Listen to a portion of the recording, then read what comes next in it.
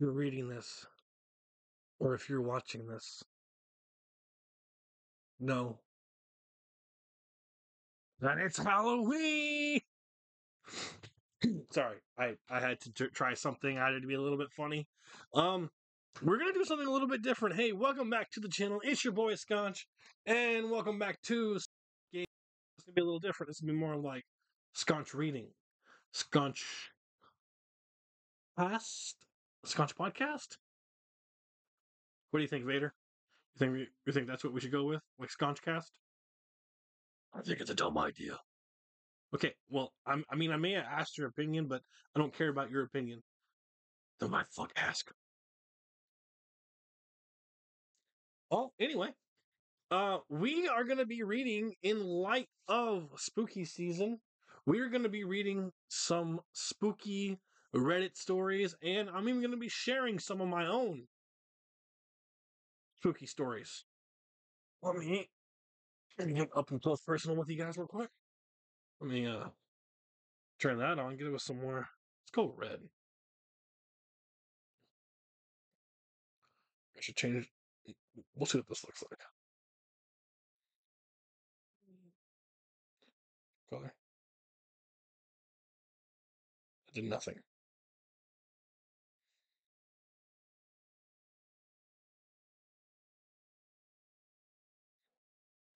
All right, let's fix all of this so it's not so dark.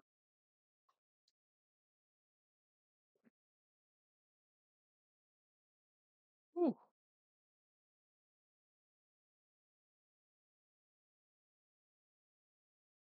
Here we go. Well, yes, welcome back to Sconch Gaming. Well, more like Sconchcast. We're going to be reading some Reddit stories that I found on Reddit. I'm going to even be sharing my own stories, some personal things that have happened to me and my family. Um, again, I will put a warning, or at least say this is spooky. So, spooky is not your type of thing. Uh, maybe not watch. I know we're on Twitch right now, so it's a little different. Um, Let me just scroll down. Um, but also, if you are a non-believer, these are probably just stories to you. If you don't believe in the supernatural and all that, these are just a story. Think of it like watching a movie, except you're watching a read stories about other people's stories. So don't take it so literal. We're here to have some fun. Uh, and let's just dive into the first story. This one is called Clown Epidemic. And this was found on r/true scary stories under the username u/prep_prunk. Maybe this will help. Okay, so this is my first poster here, and I'll make this short and enjoyable. I'm sure a large portion of us remember the 2016 clown sightings, or as I call it, the clown epidemic. Well, I live in North Carolina, and we had our fair share of the clown epidemic. A Facebook localized group had posted a picture of a clown armed with a hatchet. Never confirmed if it was fake or real.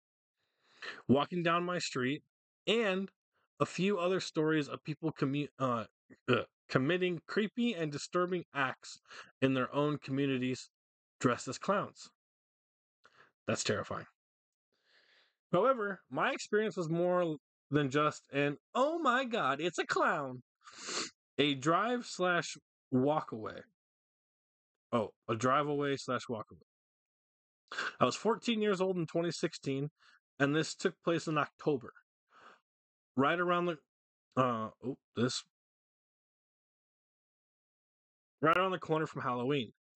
Going over the memories in my head, it must have been a school night because I was staying up playing video games on my Xbox One. Do I still have the music going in the background? No. Good, good, good, good, good. I can just turn that. Okay. Just turn that off, just in case.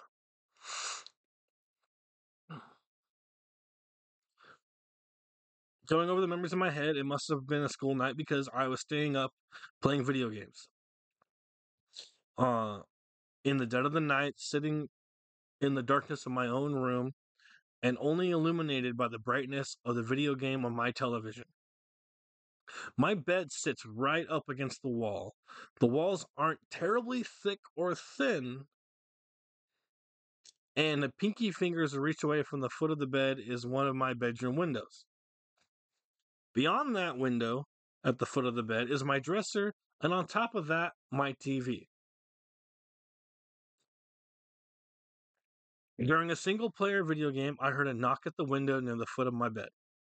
As a terrified 14-year-old would, I immediately turned off my TV and pulled the sheets over my head. Same. Hoping that whoever was outside my window would go away afterward. This did the opposite. The person outside my window knew someone was in there and awake at the time of the night, and my curtains were bunched up and not properly closed, allowing my TV to be seen from the outside. He continued knocking subtly and even quietly laughing, akin to a clown's laugh, but much sinister given the circumstances. Okay. My mother and her boyfriend, now ex boyfriend, were both heavy sleepers, which I often exploited to stay up late at night so they didn't hear anything that was going on. I wanted to yell out for help, yell for my mom to come to help me, but I was too scared to even move in my bed at all, much less than a peep out of my mouth. The person probably got bored and moved on because he stopped knocking on my window and laughing. I cautiously checked the window and there wasn't anyone there, but I was terrified and awake for the entire remainder of the night. Way too paranoid to close my eyes and let my guard down. All right, so that's terrifying. Um, as one commenter here says, "Hey, thanks for sharing. At least you didn't get a face-to-face look at out the window. That would have been much, much worse." I agree. That is why I carry weapons with me uh, to not have to witness all of that. This next one. Let me take a drink here.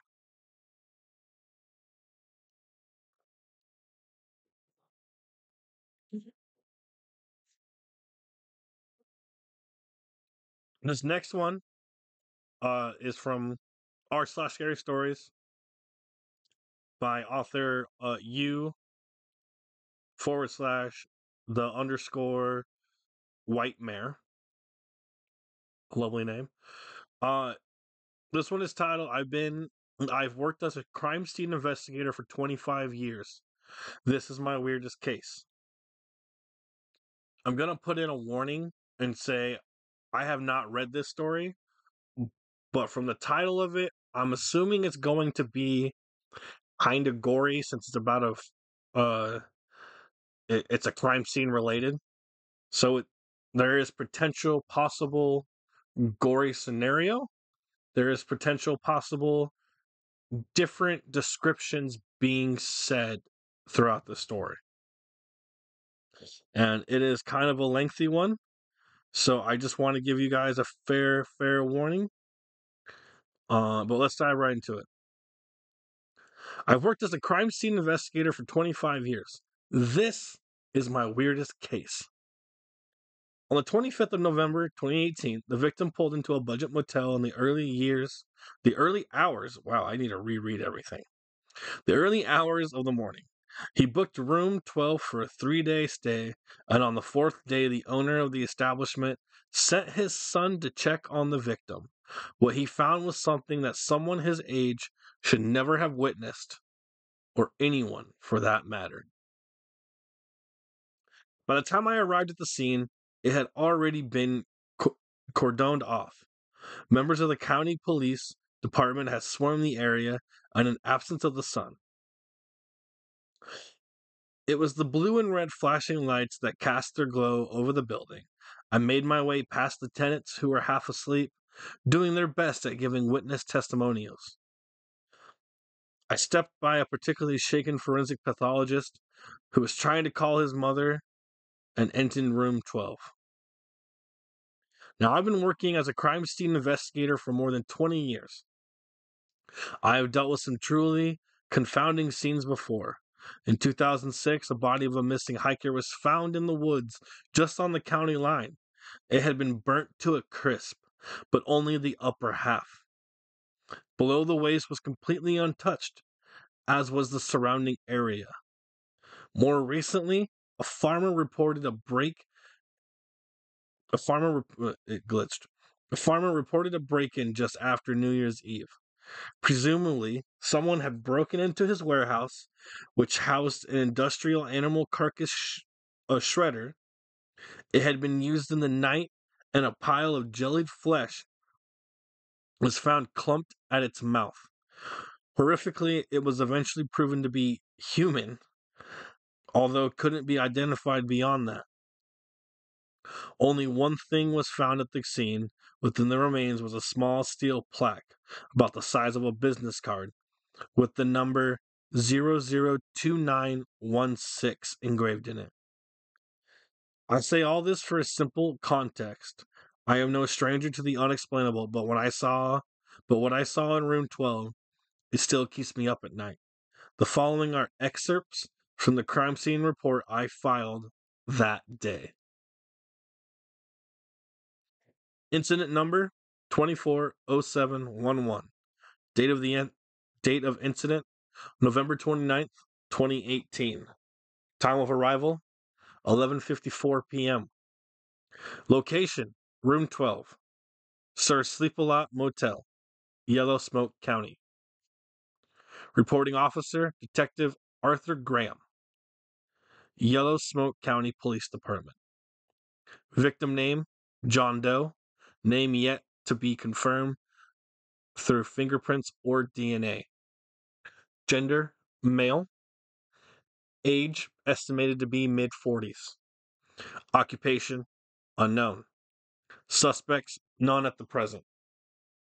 The victim checked in to Sir Sleep-A-Lot Hotel on the morning of November 25th, 2018.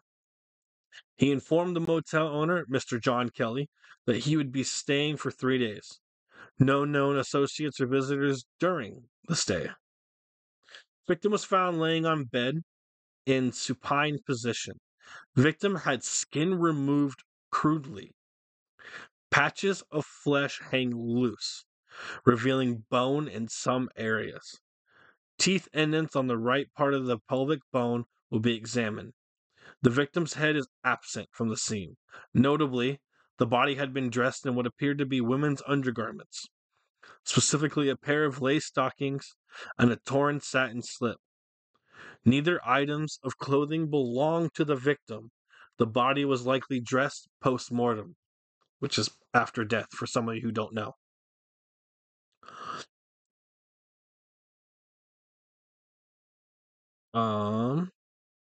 Addendum, addendum, I don't even know what that is. Marks on the right of the pelvic bone were positively identified as being from a human juvenile, estimated as between the ages of 3 and 6. No dental record has been traced. Okay. Blood covers every inch of the room's 4 walls and carpet. The blood spray appears to be inconsistent with splatter from traumatic injury. Possible use of pressurized device. The amount of blood was determined to be approximately 2 gallons or 135% of the victim's total volume. Teeth were found on the room's desk, 33 in total, arranged in circular pattern, 10 inches in diameter. The careful arrangement appears to be ritualistic. The teeth are currently assumed to have been belonging to the victim. The location of the victim's head has not been identified. The findings of the forensic odontologist have determined that 32 of the 33 teeth belong to a person matching the victim's description. A Caucasian male, 40s. One of the teeth matches a younger Caucasian female. It was eventually connected through dental records to be from 24-year-old Alyssa Hadland, reported missing in 1997. The Hadland case was archived in 1999 due to absence of evidence. The victim's tongue was discovered in the bathroom sink. exhibiting a complete severance at the base. The incision appeared clean and precise, suggesting the use of surgical grade or extremely sharp cutting instrument. Notably, the tongue was found in isolation within the sink, devoid of any biological material, indicating that it may have been intentionally relocated post excision. Jeez.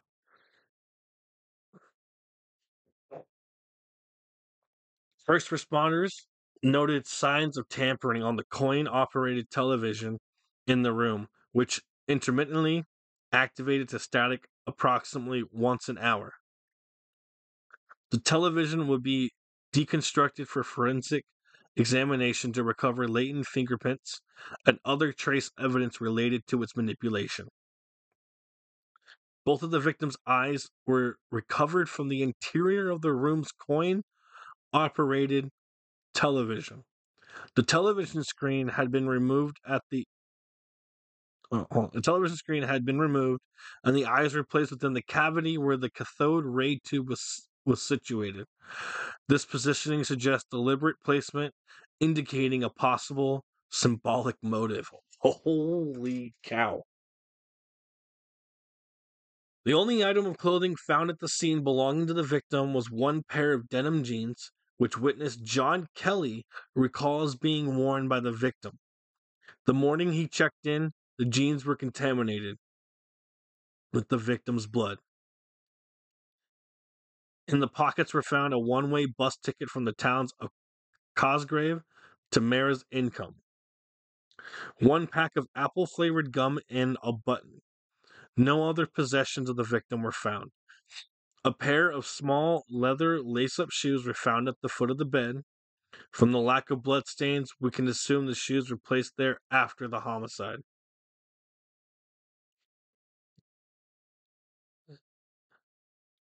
Addendum A. A shirt likely belonging to the victim was found 3 weeks later, partially buried in a field in San Tommaso, a small town 240 miles south of Yellow Smoke. The shirt matched the description given by John Kelly of the victim. Blood samples taken from the shirt were strong match for those that were found at the crime scene. Although without the identity of the victim, a definitive link is challenging to corroborate. The small shoes found at the crime scene were dated to 1909 and determined to have some value among antique dealers. Due to the small size, they can be assumed to be children's shoes. Well, this is weird. The room showed no obvious signs of damage. The furniture appeared to have been undisturbed, although a Bible was missing from the bedside cabinet. Neither John Kelly nor his son David, lead witnesses of the case, recall seeing the victim with any luggage. For this reason, it is unclear if his possessions were taken or if he simply had none to begin with. The motive of this homicide remains unclear.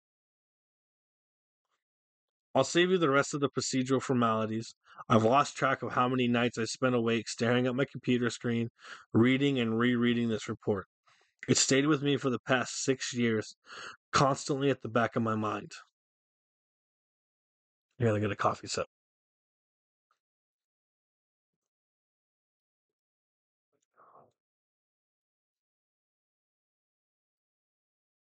At my personal behest, the case remained open despite the insignificant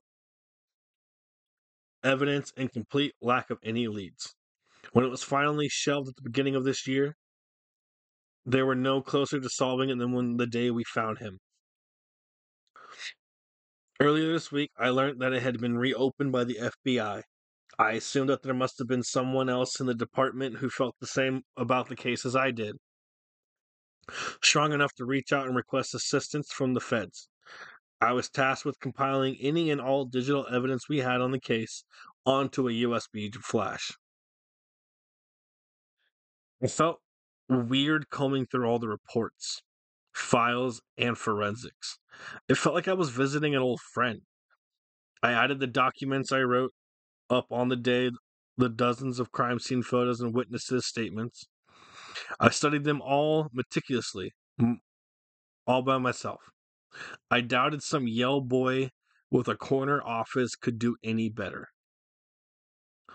I kept trailing through the earmarked files, checking and double checking if there was anything I'd missed. It was dark now. I spent the day working from home, hunched over my computer.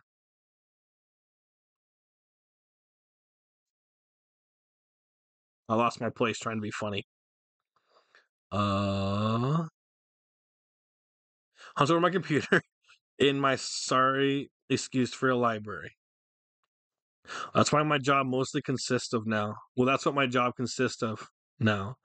I couldn't wait for retirement. Maybe then I would have the time to read some of these books I have lying around. I decided I was finished for the night. I squeezed every piece of relevant information I could find, put it on the hard drive, and it was up to the FBI now. I only hoped that if our victim left any family behind, they could one day get some closure from this. I was about to shut my computer when something caught my eye. Witness 1, MP3. It was an audio file. Somehow I hadn't noticed it before. Hell, I don't think I even listened to it before. To my knowledge, all the witness statements taken that night were written. I clicked on it, figuring it must have been taken from David Kelly, the kid who'd found the body. I took a sip of my last dregs of coffee and sat back in my chair. Jacking up the volume, the audio wasn't the best of quality. It was shrouded in the static of an analog recording, and to my shock, the suppressed first witness had a woman's voice. The following is a transcript of what was on that file. First responder: what were you doing in the area before you discovered the body? Witness 1: I'm staying in room 14, the room next door to where it happened. Been there for the past 2 weeks, thereabouts. I've come on hard times recently. You know how it is. I was living out of a van until this, but it wasn't exactly reliable. First responder: apologies, ma'am. I meant, what were you doing immediately before discovering the body? Witness 1: right. Well, I came back from work around 9. I clean at the elementary school in town. I came back. I spent most of the day in my room. I had dinner and I was just catching up with the news before I went to sleep. First responder: can you describe how and when you found the body? Witness 1: gee, it must have been around 10. I was turning in for the night when I heard a banging noise from next door. I guess he must have brought a lady friend over, so I tried my best to ignore it. But it kept getting louder. It didn't sound like a headboard neither. More like someone chopping wood. It was too much for me to ignore, so I got up to go complain. I found the door unlocked and it was wide open. When I knocked, that's when I saw him, that poor man. First responder: could you please describe the scene you came across as detailed as you can? Witness 1: it was terrible. Just terrible. I saw my neighbor. Saw my neighbor kneeling in the corner of his room. His head had been cut off. Can you imagine that? There was blood covering everything around him. I almost vomited. Then I saw the man in the bathroom. First responder: could you please go on? You said there was someone else in the at the scene. Witness 1: yeah, a real weirdo. I didn't notice him at first. He was just peeking out from behind the bathroom door watching me. Okay. Nope. No. You would not catch me. If as soon as I saw somebody peeking around the corner like that, I'd be like, nope, I am out. When I didn't notice him at first, he was just peeking out from behind the bathroom door watching me. When I did finally notice him, we just stared at each other for a minute or two. Then he just strolled out from this little hiding place. Another pause. First responder, please continue. I assure you everything you have to say will be of some importance to our investigation. Start by describing this man. Witness. Okay, then. He was a freak, I'll say it. When I got a good look at him, I saw that he had this great bulbous head. He was as bald as a newborn, and the entire back part of his head was all deformed and sagging down. I think he had this disease, or what's it called? Uh, a boy I went to school with had it. First responder, are you thinking of hydrocephalus? Witness one, yes, yeah, that's it, hydrocephalus.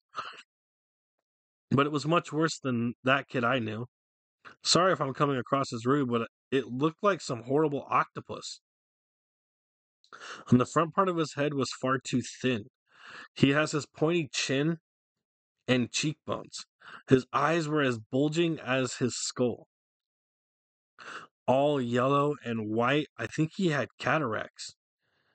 Oh, and he must have been around 7 feet tall at least. He was hunching over when where he met the ceiling.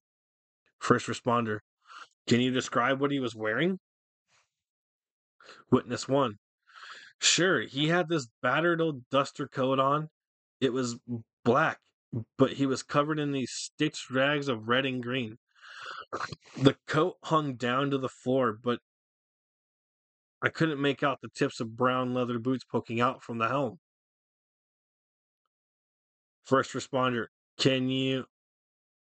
Oh, witness went, oh, pardon my interruption, but the man, he was holding this. Well, I don't know what it is. It looked like a lobster pot with a handle. It must be 2 dozen blades sticking out of it.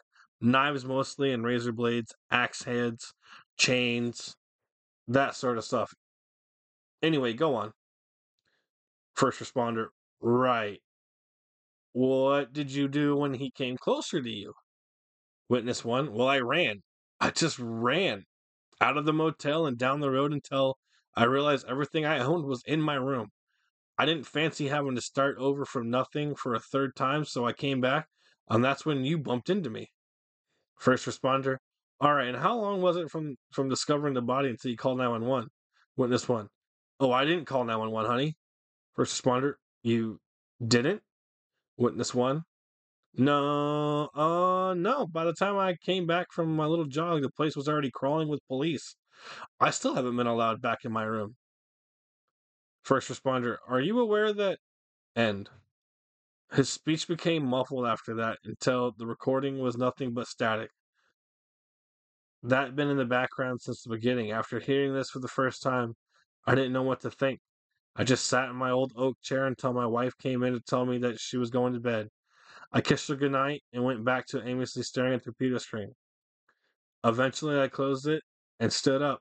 I took the USB stick and left it on the desk. I left the room and locked the door behind me.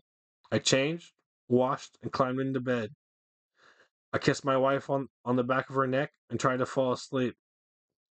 That that thing that did this was still out there, but that wasn't my problem anymore. Wow,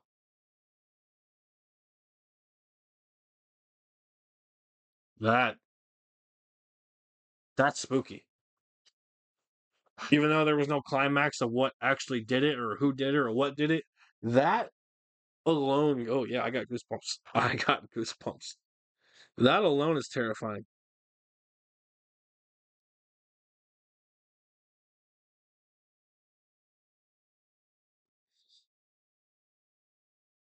Yeah. Okay.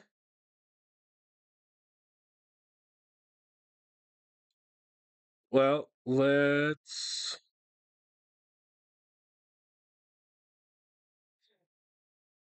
go into another one. Um, damn.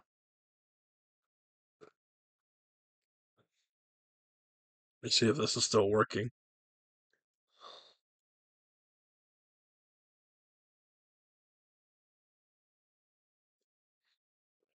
There it is.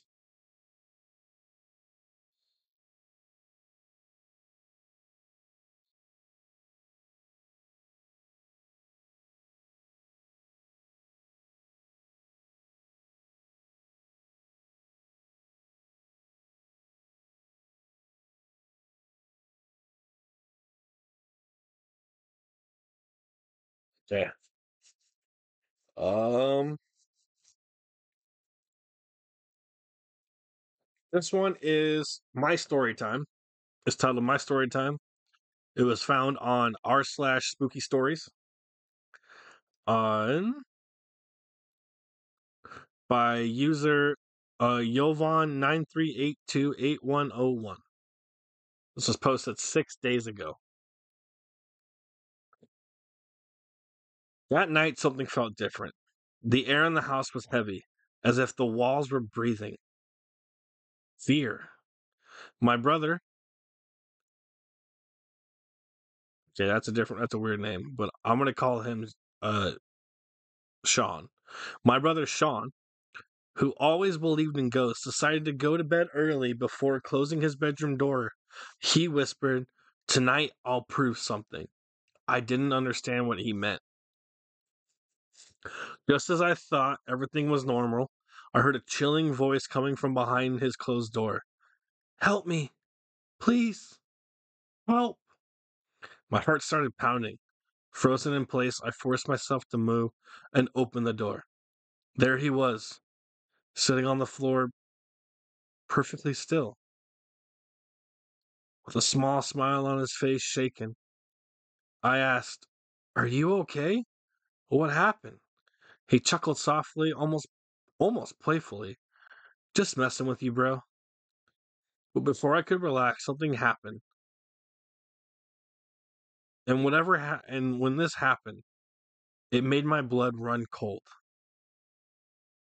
The wardrobe doors creaked open slowly, dragging through the silence. From the darkness inside emerged the figure of a woman dressed entirely in black. Her face, it looked eerily like our late great grandmother, but something was horribly wrong. Her eyes were lifeless, and her mouth stretched into a disturbing wide smile.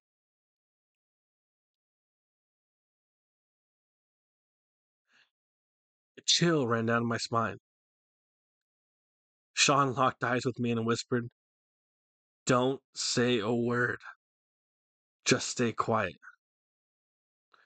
He grabbed a glass bottle from the floor, clutching it as if his life depended on it. His face was filled with fear, a fear that I had never seen before. Suddenly, he let out a scream, and not just any scream, but a piercing wail that sounded like thousands of voices shrieking in unison. The furniture groaned, the walls seemed to throb as if they were alive, and strange shadows danced around the room. I squeezed my eyes shut, terrified of what might happen next. But when I finally opened them, Sean was lying on the floor. The glass bottle slipped from his hand and shattered into countless pieces. And that's when the unforgettable happened. From the shards of glass, a thick black mist rose. Out of the mist came the same woman's figure, only now closer and looming over me. Her face had changed, no longer resembling our great grandmother, but something out of the darkness nightmares. She extended a hand towards me. My legs felt like lead glued to the floor.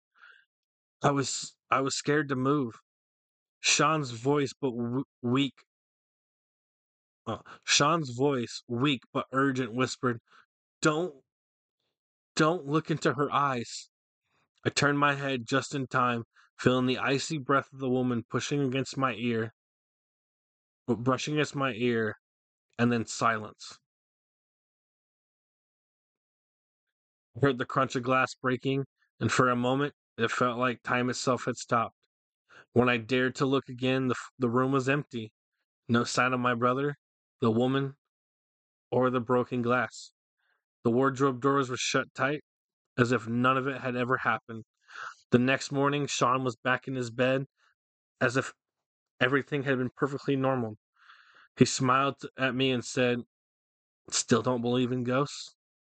From that day on, I never opened the door to this wardrobe again, because I know something is still waiting in the dark. That one's good. That one, very, very spooky. Um, yeah, it gave me chills. I don't know if I need a jacket or if I need an exorcism. Oh man, let's see. I got a few more stories on here. Um, here's one. Let me read this one.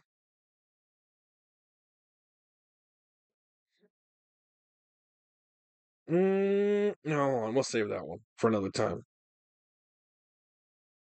Ooh, this one. So still on r// spooky stories. The user is authors omen, and the title of it, Great Grandma Helped Me as a Child.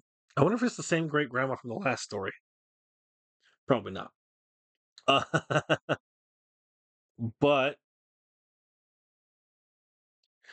I had a traumatizing experience as a child.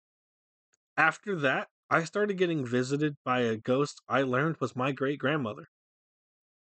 From ages 8 to 15, I would get nightmares and wake up in such a panic I would run outside. One time I woke up and I heard what I thought was my mom. She was singing the song I had only heard my mom sing and rubbing my back in the same way, but she smelt of roses.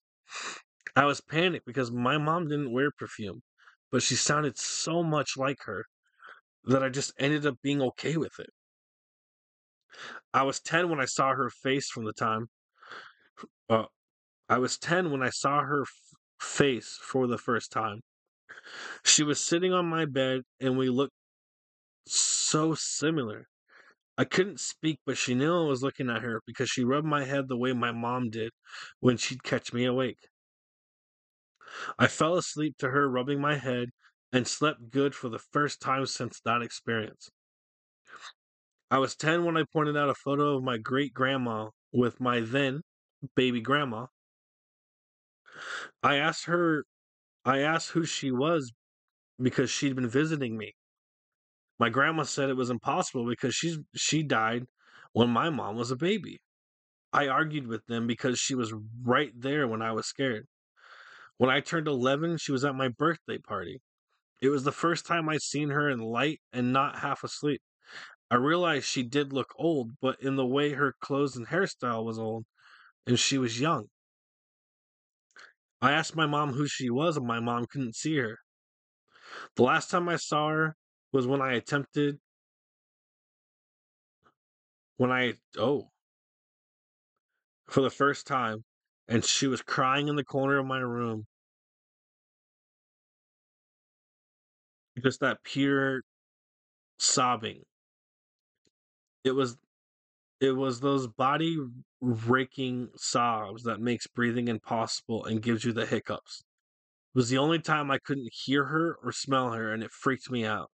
When I told the doctors about her, they gave me a referral for a psychiatrist that ended up wanting me to go on heavy meds. A couple of years ago, I mentioned the lady that helped me sleep off and on, uh, and offhandedly mentioned that I wanted her rose perfume recipe. My mom asked if the woman was the same in the picture I pointed out. I agreed, and she said she sang just like my mom, but looked more like me. My mom had to pull over after I sang the song because while it was the same song, the tradition was to change the lyrics to fit our names. My mom had a specific name for her grandma that I'd never known about, so when I sang it, she started crying. Great grandma had been visiting me and my mom as far as I knew, no one else, for years. She rocked she rocked a rocking chair my mom sat in while singing, and she rubbed my back. We both cried and laughed because my mom had all of our places smudged because, in her words, I thought great grandma was a demon. I'm sorry, great grandma, but I know you love the smell because you never left. I miss her sometimes, but I think she's finally resting.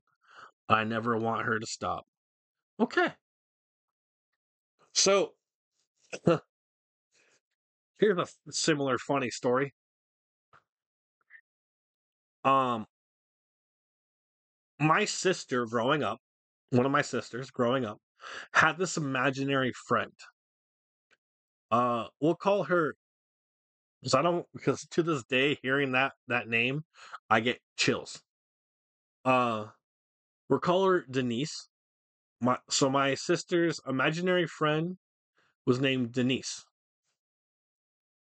and growing up, she would always sit in the corner, uh, in her room.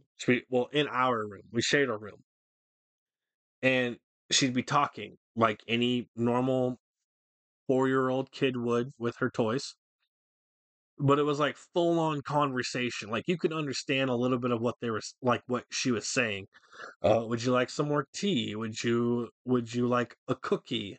Uh, and then she gets up and she walks across the hall to my mom's room, and out of nowhere she goes, "Denise says I don't have to listen to you."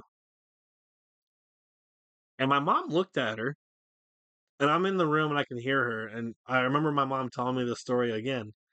Uh, my mom looked at her and she goes, "Well, if that's what Denise thinks, then Denise and you can never play again." Uh, just kind of going along with it. And my mom also said something along the line that my sister then said, Denise says, I should run away with her. So I think that's what I'm going to do. And my sister started packing her stuff and just going and until my mom grabbed her and, brought her back in.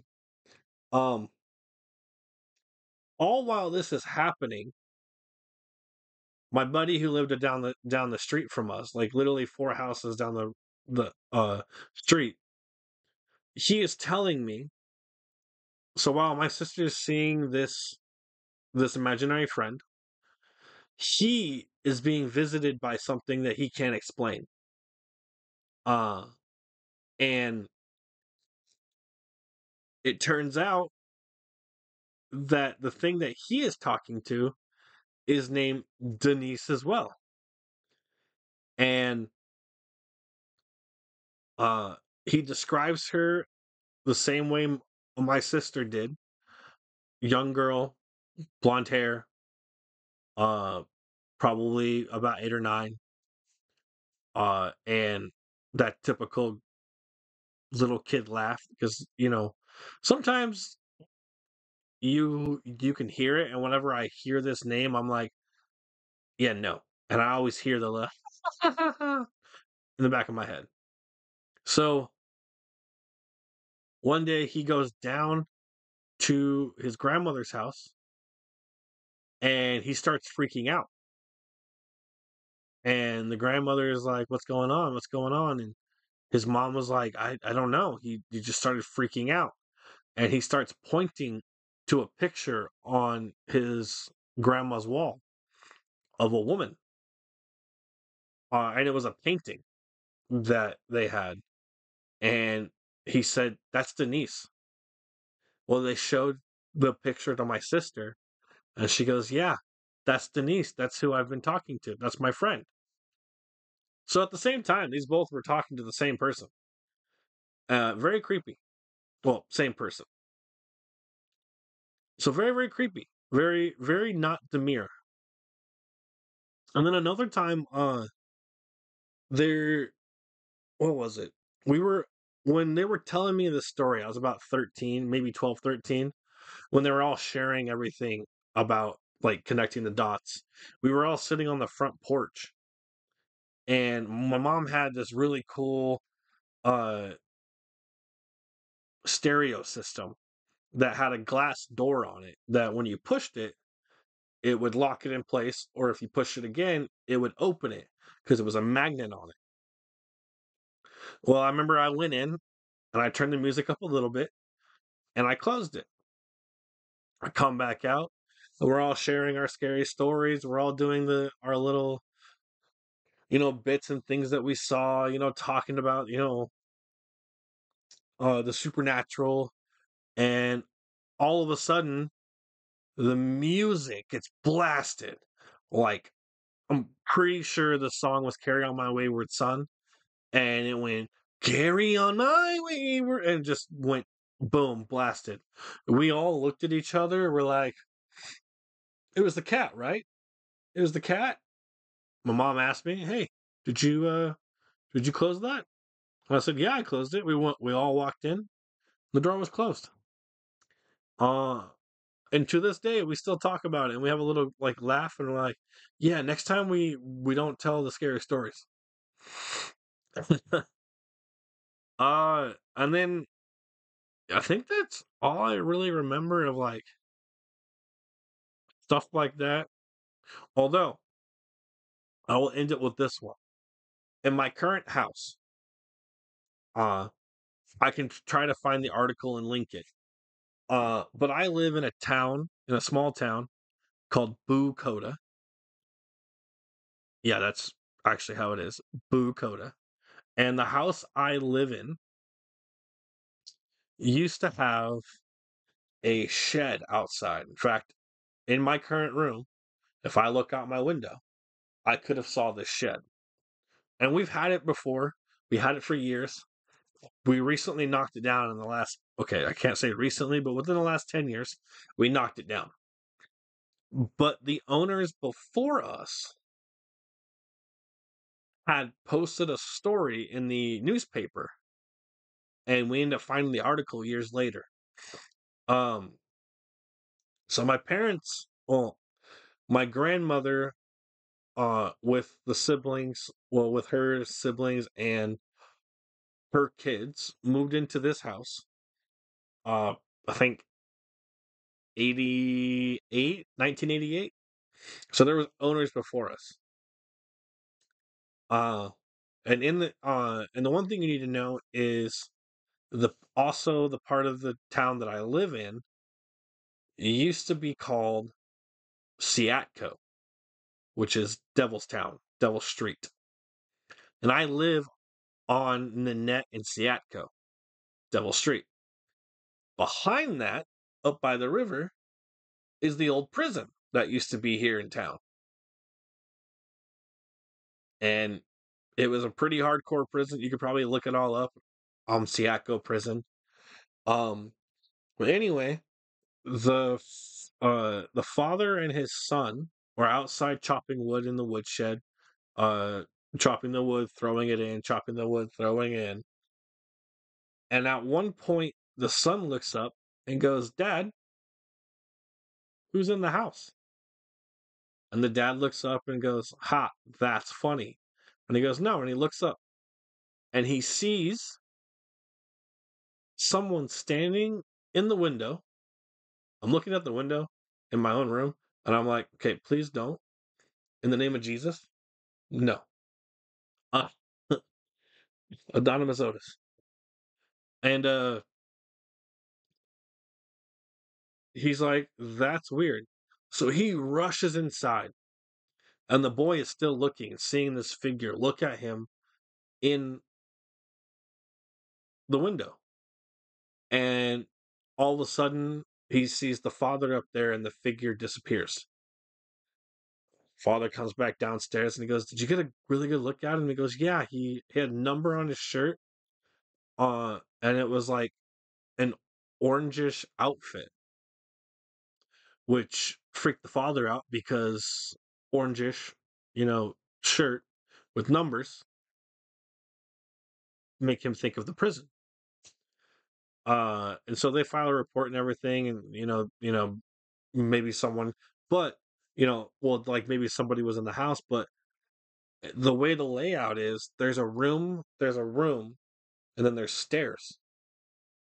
You like really have to get up and down the stairs and through the front door or back door, which are pretty separate.